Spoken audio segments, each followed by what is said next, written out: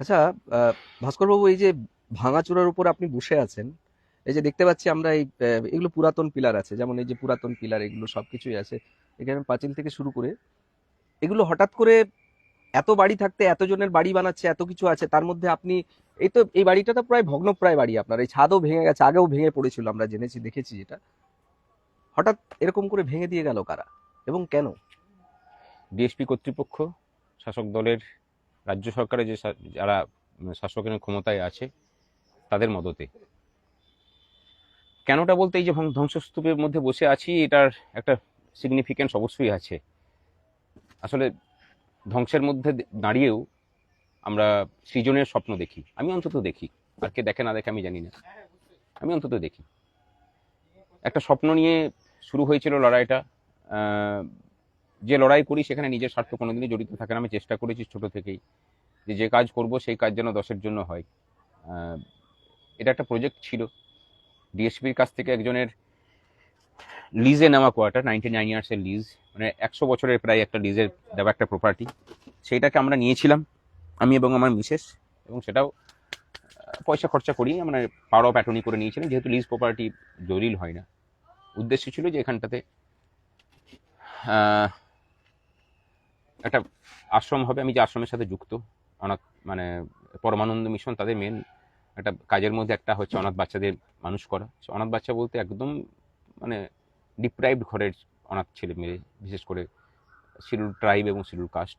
আমাদের প্রায় 550 মতো বাচ্চা আছে, তার মধ্যে 85% সেই কমিউনিটি থেকে আসা, এবং সম্পূর্ণ বিনা খরচায় তাদের সমস্ত দায় দায়িত্ব আশ্রম থেকে পালন করে কাজ করা হয়। সেটারই একটা কাজ করতে চেয়েছিলাম এখানে। এবং একটা লোন শোধ হয়ে যাওয়ার পর আবার দুজনে মিলে প্রায় 27 লাখ টাকা লোন নিয়েছিলাম, এবং এই কাজটা হচ্ছিল আর কি।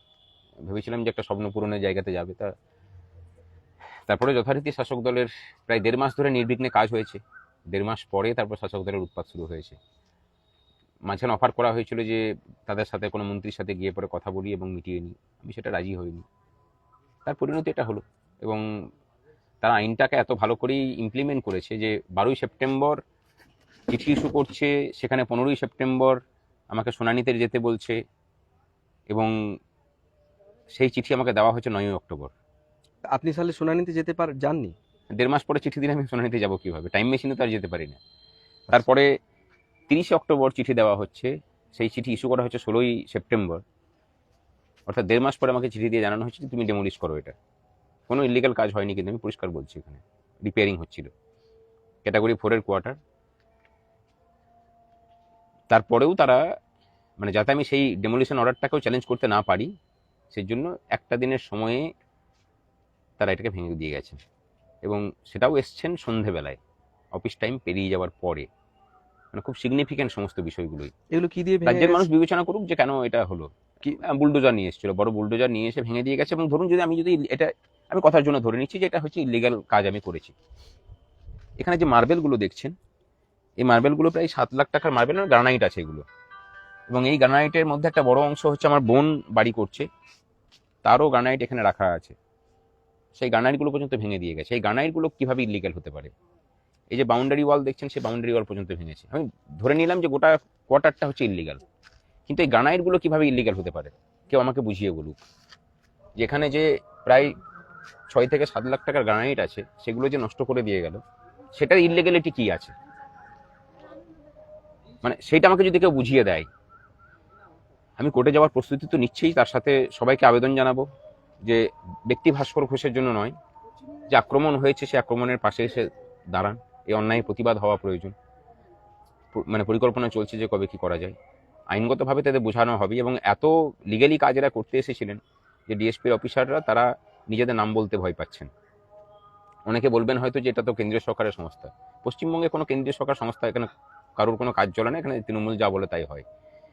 আলটিমেটলি তারা তাদের উদ্দেশ্য সাধন করেছে, ভেবেছে যে আমাকে আর্থিকভাবে কোমর ভেঙে দিলে বোধহয় আমি মানে স্যারেন্ডার করে যাব। সেটা হওয়ার নয়।